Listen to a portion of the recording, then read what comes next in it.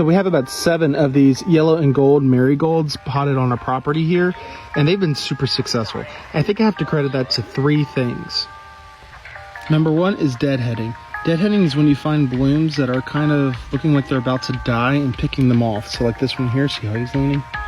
Pick it right off. Should be super easy to pick off, shouldn't fight at all. You can see how this is kind of dying on the end. Still really pretty, but definitely dying. There's a few more deadheads on this plant here. Number 2 is consistent watering. Marigolds don't like to be swamped with water, but you should check them every day to see if their soil is dry. So I haven't watered this one for a while, so I'll give it a good sprinkle. And number 3 is sunlight. Marigolds require full sun to partial shade. These guys get probably about a good 4 to 5 hours worth of sun, but they're also shaded a little bit by these trees, so it's not overbearing. So if you can find something kind of similar to that, that'll definitely help your marigolds grow.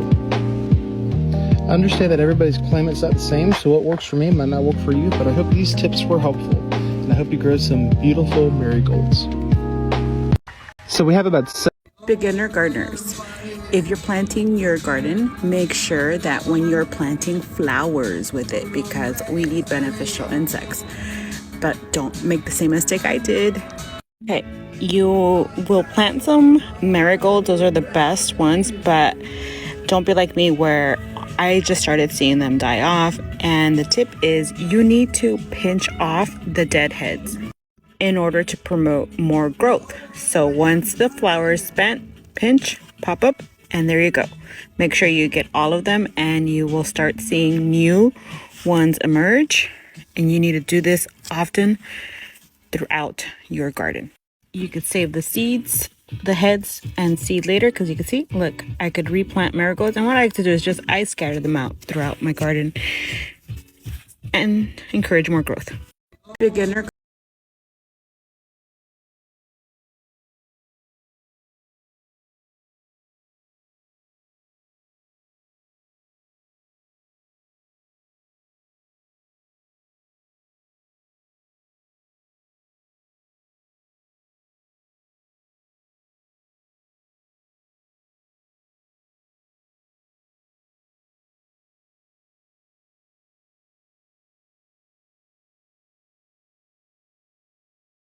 Here is why this is the best flower to add to your garden and how to look after it. And bonus tip, I will show you how to get free marigolds at the end. They're a natural pest deterrent, they attract beneficial insects, they improve soil health, and they're a great companion plant. Marigolds do love a lot of sunlight, so make sure you put them in a very sunny position. Water regularly and try to leave them without dry soil for more than a couple of days. If you see them starting to wilt, it means that they're very thirsty. Provide them with well-drained, fertile soil. Avoid heavy clays that retain too much water. There are over 50 types of species of marigold available, and this is my absolute favorite, the white marigold. And you can get free marigolds by just plucking off one of the dead heads, pulling them apart, and there is ample amounts of seeds, so you'll never have to buy marigolds again. Tell me in the comments, what kind of marigolds are you growing in your garden, and follow along for more gardening tips.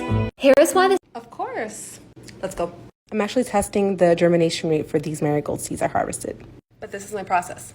I start all of my seeds indoors for the most part, and I usually do it in one of these. This is just an old blackberry container, but I love using these to start seeds.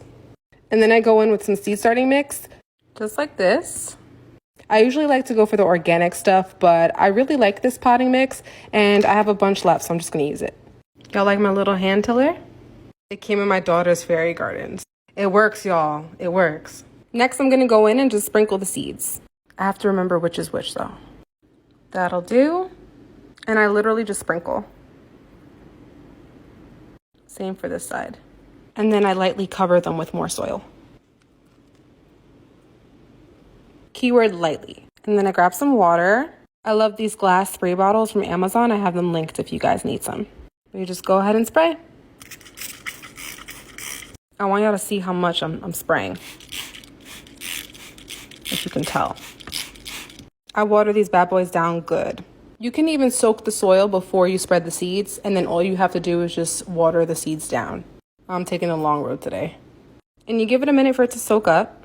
So once I feel like the soil is nice and soaked, I just go ahead and close it. And the berry container acts like a little greenhouse. And then from here, I bring it over to my seed starting station. And then I leave them here, check them out periodically. And once they all sprout like this, then I take the top off. I also like to keep track of all my crops. flowers too. So I usually put the name and the date. So since those seeds were for experimental purposes, there's no guarantee that they're going to germinate. But usually it's anywhere from a week to 2 weeks. Let me show you an example. Here are some marigolds that I started the same way. And then I'll take these and I'll plant them around, put them in containers, or I'll go ahead and just add them straight to my grow bags. I hope this helps. Of course. One thing I did this year with my marigolds that was a little different was that when they were really small, I pinched off all the buds to allow the plants to put its energy to grow in. So let me show you. So if I had a plant that was this small, if I saw flower buds coming up, I pinched off those flower buds to allow the plants to grow much bigger with the leaves and the roots and whatnot. And that seemed to have helped. So I did use that method with these over here, and I have to tell you, these are the biggest marigolds I've had in a really long while. And I'm doing pretty good with deadheading them too. One thing I did this year... Run. Don't walk to your nearest Dollar General and buy these marigold seeds. You get 25 square feet for $2 and you need them in your garden. Let me tell you why. Marigolds are one of the best plants to have in your garden. Number one, they're gonna attract bees, and those bees are gonna pollinate your vegetables, your herbs, all of it. They are known to be great companion plants for tomatoes, cabbage, broccoli, squash, potatoes, just to name a few. And they help deter the bugs and insects that wanna eat your vegetables, like slugs and beetles and hornworms. This is the best deal that I've found on these seeds, and I was so excited when I seen them. Now, after I get the plants in the ground, I'm just gonna sprinkle those seeds around everything I plant because they're great and they're gonna benefit my garden. Run. Not all marigold seeds are the same, so don't make the mistake that I made by planting the wrong ones in the wrong space. While these are beautiful blooms, this is an African marigold that can get to about 4 feet tall. It got really heavy and fell into the aisles pretty early on and covered up my tomato trellis. So plant what I planted last year, which is a dwarf variety. It grows to about a foot tall bush right in front of your tomato trellis. It looks beautiful all season long. Obviously, I didn't know how to record last year, so goodbye to these marigolds. I will not plant you here again. Not all marigold seeds are the same, so don't... Hey guys, let's talk about marigolds because you know I love to talk about marigolds. Do you know that you don't have to keep buying these plants? These are annuals over and over again.